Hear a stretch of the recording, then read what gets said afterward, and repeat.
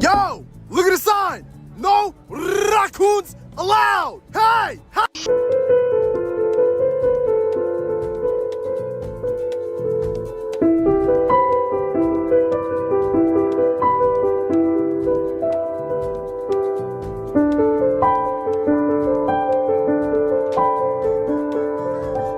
Pasta for you. I didn't want ricotta. Oh, I'm sorry about that.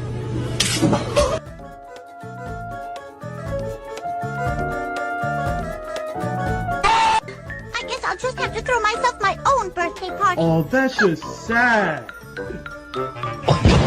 Sneaking into Japan challenge.